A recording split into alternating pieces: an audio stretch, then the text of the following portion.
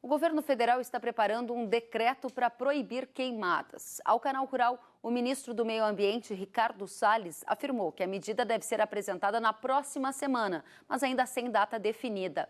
O jornal Valor Econômico publicou reportagem hoje, em que afirma que a moratória vai ser para queimadas legais e que as ações de repressão ao fogo ilegal devem ser intensificadas. A medida vale para a região da Amazônia e também vai afetar o Pantanal, enquanto nos demais biomas as queimadas vão ser permitidas de forma controlada. Vamos repercutir esta informação com o presidente da Associação Brasileira do Agronegócio, Marcelo Brito. Marcelo Brito, seja muito bem-vindo. Qual é a visão da ABAG sobre a moratória para as queimadas? Eu acho excelente. Foi publicado ano passado pelo governo com muito sucesso, logo depois do forte aumento lá no mês de agosto. E, então, essa antecipação agora para o início de julho é muito salutar e deve quebrar muito aí do estresse que todos nós passamos no ano passado. Muito, muito bem-vindo. Agora, Marcelo, a ABAG, ela assinou junto com 40 empresas um comunicado do setor empresarial em que apoia práticas de sustentabilidade e diz ser contrária ao desmatamento ilegal. Por que a ABAG assinou o documento? Quais são os efeitos práticos desta carta? Bom, em primeiro lugar, essa carta ela nasceu da vontade dos CEOs das empresas, tá? A ABAG, o IBA, a Biov e o CEDES foram só os canais utilizados para reunir essas empresas.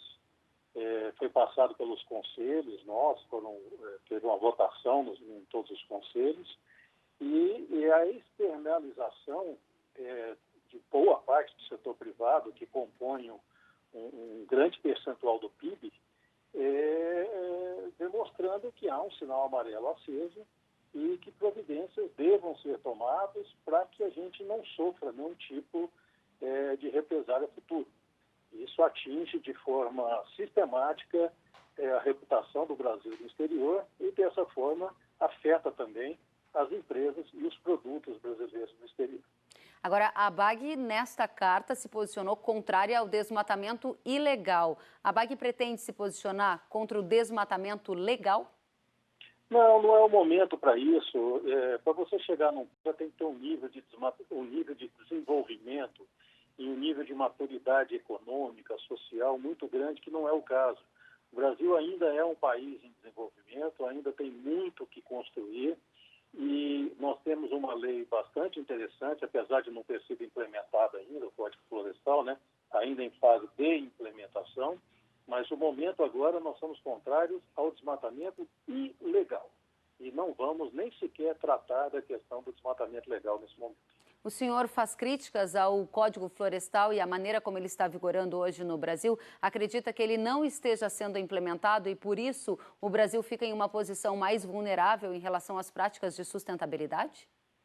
Se o Código Florestal tivesse sido 100% implementado no Brasil, o Brasil sozinho já preencheria 90% a 95% de qualquer certificação de sustentabilidade internacional. O código é muito bom, no papel ele é lindo, mas uma lei se mede por eficácia. E, lamentavelmente, o período de implementação que nós temos do código, na verdade, é de 2 a 3 anos. Porque até há pouco tempo atrás ainda tinham ADIs, aliás, ainda existem ADIs até hoje, de ambos os lados do foco, né? Do lado ambiental e do lado privado também, ainda existem ADIs questionando. Então, isso é lamentável, porque a lei é muito boa, ela foi amplamente discutida pela sociedade e só dá ganhos ao Brasil. O Brasil, além de ser um grande exportador de alimento, um grande produtor de alimento, poderia estar liderando toda essa questão de discussão de remuneração ambiental no mundo. Mas, lamentavelmente, não estamos, ficamos para trás. Eu vou voltar nesse tema do pagamento por serviços ambientais na sequência com o senhor, mas gostaria, nesse momento, Marcelo, de tratar de algo que você mencionou lá no começo da nossa conversa. A gente começou falando sobre esta moratória para as queimadas, que o governo pretende publicar um decreto na próxima semana, e o senhor entrou num tema ali bastante sensível, que é na questão de boicotes aos produtos brasileiros. Com o tempo seco no Brasil e com a ocorrência de incêndios, o senhor acredita que os produtos brasileiros podem ser alvo de boicotes em função desta pauta ligada à sustentabilidade? Porque a gente precisa ser inteligente e saber como funcionam as relações internacionais e as trocas internacionais hoje. Não vai vir nenhum país e decretar boicote contra o Brasil. Não vai vir nenhuma grande empresa e decretar, dos grandes players mundiais, e decretar boicote sobre o Brasil. Isso não vai acontecer. O que acontece é no B2B. As dificuldades acontecem de empresa a empresa, de mercado a mercado. Bom, isso vai impactar o mercado de soja, por exemplo, o mercado de commodities? Não vai de forma nenhuma. Os commodities vão continuar trilhando o ótimo caminho que estão trilhando no momento. Mas isso pode impactar o café brasileiro na Europa, o suco de laranja, os cortes de carnes de alto valor agregado, o mercado de frutas. Então, assim, a gente precisa analisar que o agronegócio é mais do que um ou dois produtos, mas um complexo de vários produtos que acessam quase 200 de mercado no mundo inteiro. Então, esquece essa questão de boicote como tinha no passado. O que tem hoje é o B2B, é no pé da orelha que as empresas ficam sabendo e ficam vendo as dificuldades que vocês terão para colocar o produto, que nós teremos para colocar os produtos lá fora. Mais do que isso, eu chamo a atenção não para a venda, mas eu chamo a atenção para o capital. O capital que irriga o sistema bancário brasileiro, tá? Os bancos brasileiros, eles captam dinheiro no exterior e revendem esse dinheiro aqui dentro. Então, significa em maior dificuldade para captar dinheiro, significa juros mais altos para captar o dinheiro. E nada é por acaso. Quando você vê o capital internacional fazendo essa pressão e logo depois você vê o capital nacional também entrando nessa pressão, é porque essa conversa do B2B já aconteceu. Qualquer um que entende um pouco de mercado internacional e das relações internacionais sabe que é assim que a coisa funciona. Bom, o senhor se refere à capital internacional e nacional, citando, por exemplo, instituições financeiras que também assinaram essa carta, que a BAG também assinou, reforçando o compromisso com a sustentabilidade. Na vida prática do produtor rural brasileiro que nos assiste, ele quer saber de que forma o agronegócio pode melhorar a sua imagem e evitar ter que pagar pelos erros de um por todos. Ou seja, o senhor está dizendo que existe uma pressão, principalmente que pode ser sentida via juros mais altos ou dificuldade de crédito. Como que reverte essa situação na sua avaliação, Marcelo? Bom, reverte da seguinte maneira: o agronegócio brasileiro é o melhor agronegócio que existe. Nós temos métricas fantásticas de sustentabilidade. Nós não temos relação com esse desmatamento e o mundo sabe disso, quem acompanha sabe disso, os satélites provam que o agro não tem relação com essa questão de... A participação é marginal. O desmatamento no Brasil hoje é assunto de criminalidade, de ilegalidade, só que cai em cima de alguma coisa. Então, cai em cima de quê? Dos produtos brasileiros. Quais são os produtos brasileiros mais exportados? São os produtos do agronegócio. Então, nós estamos pagando a conta de criminalidade, de irresponsabilidade, que é a função de ser proibida pela Polícia Civil, Militar, Federal, Ministério da Justiça, Procuradoria-Geral, Ministério Público. Esses que estão falhando no combate, na fiscalização, IBAMA e outros órgãos. O Brasil é mestre em fazer leis, mas é muito ruim em aparelhar os órgãos fiscalizadores. E, lamentavelmente, quem está pagando o preço disso tudo é quem trabalha seriamente, quem protege o meio ambiente seriamente e quem gera empresas e gera divisas para esse país. Marcelo, para a gente encerrar, o senhor disse que não acredita em embargos de multinacionais aos produtos brasileiros em decorrência dessas questões ambientais, mas mencionou que vê com preocupação as dificuldades nas relações entre pares do Brasil, entre negociadores do Brasil lá no mercado internacional, né? O chamado B2B que o senhor mencionou, e disse que isso pode ser sentido via mercado financeiro, com juros mais altos ou dificuldade de crédito. Para que haja um incentivo alternativa ao aumento das práticas de sustentabilidade? Como estão os pagamentos por serviços ambientais no Brasil? Nós temos que terminar de fazer o nosso trabalho doméstico, tá? Nós ainda não aprovamos o texto final do pagamento de serviços ambientais e depois a gente precisa se organizar nas relações internacionais para isso, tá? Existe muito campo, existe muito dinheiro nesse mercado para que seja aplicado e a gente só precisa de inteligência estratégica e muita calma para sentar e vender esse maravilhoso país agroambiental que nós temos. O único país do mundo que pode ser potência alimentar e potência ambiental também e transformar esse potencial de carbono que nós temos aqui dentro, só lembrando que cada produto do agronegócio brasileiro carrega consigo um percentual de carbono junto, transformar isso em algo que remunere a produção nacional. Nós temos perdido muito nisso. Produtores individuais, existem dezenas e centenas de exemplos no Brasil que fizeram bem o trabalho de casa, estão conseguindo prêmios de sustentabilidade e remunerações por essas áreas. A gente só precisa transformar isso em inteligência setorial para que todo o agronegócio saia ganhando. Muito obrigada, Marcelo Brito, presidente da ABAG, por trazer esclarecimentos nesta pauta que envolve sustentabilidade, proteção ambiental e mercado agro no cenário global. Volte sempre, foi um prazer recebê-lo. Prazer meu, um abraço. Até a próxima, obrigada. E a gente segue em frente porque vamos analisar com outra entidade do setor agropecuário a intenção do governo de publicar na próxima semana um decreto para gerar a moratória das queimadas. Vamos agora à avaliação do presidente da AproSoja Brasil, Bartolomeu Braz. Bartolomeu, que já está conosco, e eu começo te perguntando qual a visão da AproSoja sobre a moratória para queimadas, hein, Bartolomeu? Olha, nós já temos a moratória da queimada, é muito positivo. A gente já faz a moratória da queimada há muitos anos. O nosso sistema de plantio direto na palha, quando a gente queima, nós estamos jogando fora milhares de micronutrientes e fertilização e o ambiente do solo. Então, nós somos totalmente favorável, né, a qualquer situação que venha queimar as nossas palhas, nosso plantio direto na palha. A gente hoje tem parcerias, a AproSoja tem parceria com os estados nas brigadas de contra-incêndio, até para evitar danos maiores aí às queimadas. Então nós já estamos investindo bastante há vários anos nesses pontos para diminuir essas queimadas. Então o governo está tomando essa iniciativa, a gente vê com muito bons olhos, mas a gente vê uma dificuldade muito grande, porque quem faz queimadas hoje no Brasil são as comunidades indígenas, quilombolas, são as agriculturas de subsistências ainda que não foram inseridas. Então,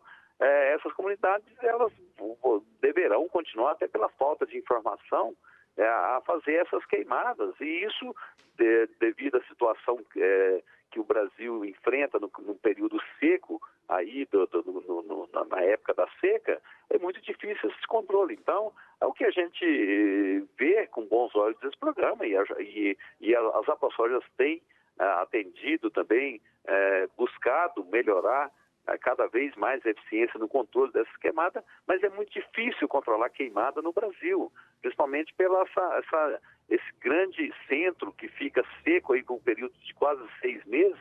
Então a dificuldade é muito grande. O que nós não podemos fazer é denegrir, né, essa imagem da maioria dos produtores, né, colocando eles todos como pessoas que queimam para abrir áreas ou, enfim, para outra situação. Então, a gente tem que trabalhar isso com muita responsabilidade para que a gente nós mesmos, as entidades brasileiras, não fale mal mesmo da nossa produção. Então, a gente tem que tentar buscar e ajudar e não falar mal. Então, eu acho que esse programa ele vem, mas a gente precisa de apoiar o governo para que isso aconteça.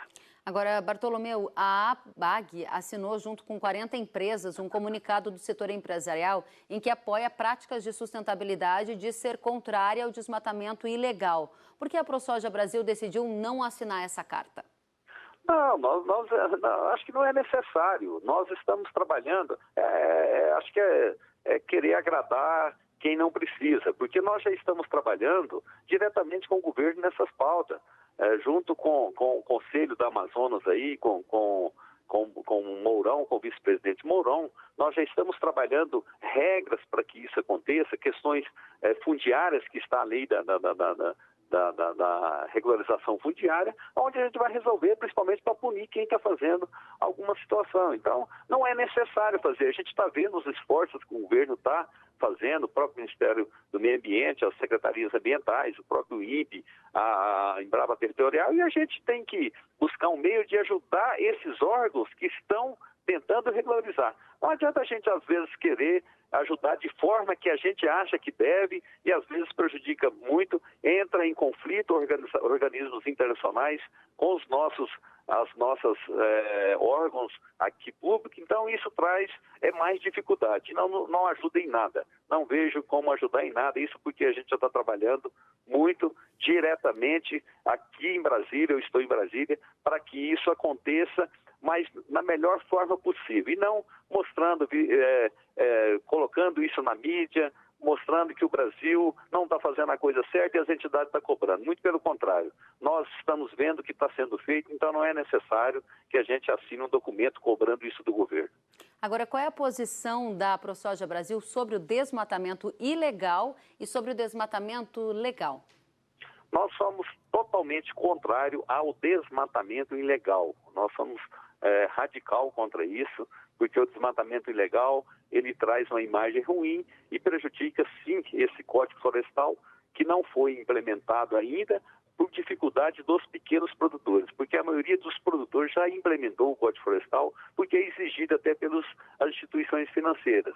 Quando isso não acontece, é porque um pequeno produtor ele não teve a dificuldade. É difícil você implementar o Código Florestal, o CAR, enfim, o georreferenciamento e tudo.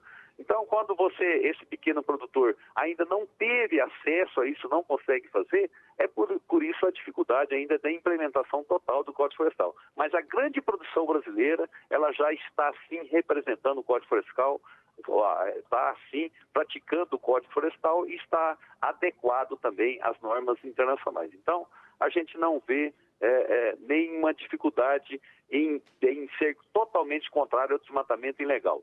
Agora, o desmatamento legal, ele é lógico que ele é possível.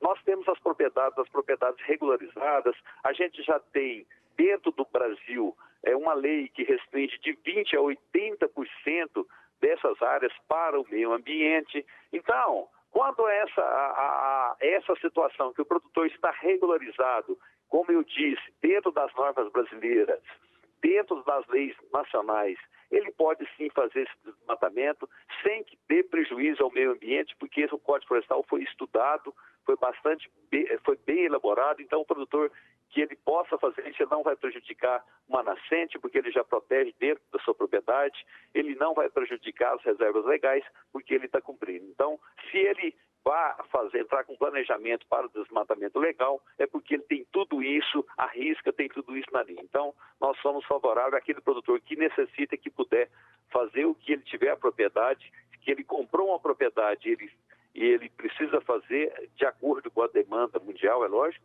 eu acho que é louvável e ele poderá sim fazer. Bartolomeu, nesse momento do ano, o tempo fica seco em boa parte do Brasil central e isso facilita a ocorrência de incêndios, por exemplo. O senhor acredita que os produtos brasileiros podem ser alvo de boicote diante desse cenário? A não ser que as nossas entidades próprias comecem a denegrir a nossa imagem, porque quem passa essa imagem ruim do que acontece, como eu disse antes, de situações de pequenos produtores que fazem ali agricultura de subsistência e não tem como buscar outra forma, aquele incêndio propaga pelas áreas, grandes reservas e grandes matas. Só existe queimada no Brasil porque tem grandes matas aqui e existe vegetação nativa. Então, por isso há essas queimadas. Os parques brasileiros, eles não têm aí, os estaduais, os parques públicos ainda não têm um apoio aí de todos aí, também não tem um controle de fazer, de segurar essas queimadas criminosas. Então, a gente vê uma dificuldade muito grande nesse controle e nós, como entidade, temos que entender esse processo, temos que conhecer o Brasil e conhecer como funciona a produção brasileira e não levar isso como fator negativo, mas a gente tem que buscar resolver esses problemas, esses pequenos problemas internos, para que a nossa imagem margem não seja transmitida por algumas entidades que representam o agro de uma maneira negativa. Nós temos sim que buscar resolver de forma positiva. E a gente sabe dessa dificuldade que a gente entra nesse período de seca. Então, se a gente trabalhar bem com as entidades nossas nacionais, com o governo alinhado, a gente pode mostrar sim, porque ninguém tem o que nós temos. Então, a gente tem que nos proteger, nos ajudar a nós, produtores, a proteger esse meio ambiente. Um caso, por exemplo, não sei se você vai tocar no assunto, mas do PSA, do Programa de Serviço Ambiental, nós já estamos iniciando aqui um dos maiores programas de pagamento ambiental, de serviços ambientais do mundo, dentro das nossas reservas legais. Aqueles produtores que fizeram a sua reserva legal, dentro da sua propriedade, que fez a sua APP, ele tem sim o direito de receber isso e tem recursos para isso. Então nós temos que buscar políticas de apoio ao produtor. Não é exigir, às vezes, mais dele, sem que ele possa ter as condições de fazê-la. Então, nós estamos aqui, a ProSoja Brasil já está com a empresa buscando, estamos iniciando esse trabalho, para que o produtor ele possa ser ressarcido das suas reservas legais dentro da propriedade rural. Isso sim é um programa ambiental, um programa de pagamento de serviço ambiental que merece e que deve ser reconhecido a todo o Brasil e todas as entidades. E não outros que vêm impondo situações que é difícil de cumprir. Bartolomeu, para encerrar, você falou sobre pagamento de serviços ambientais, era a minha próxima pergunta. Você disse que esse trabalho está sendo feito, objetivamente o produtor de casa quer saber quais são os valores que devem ser pagos e a partir de quando isso começa a valer na prática?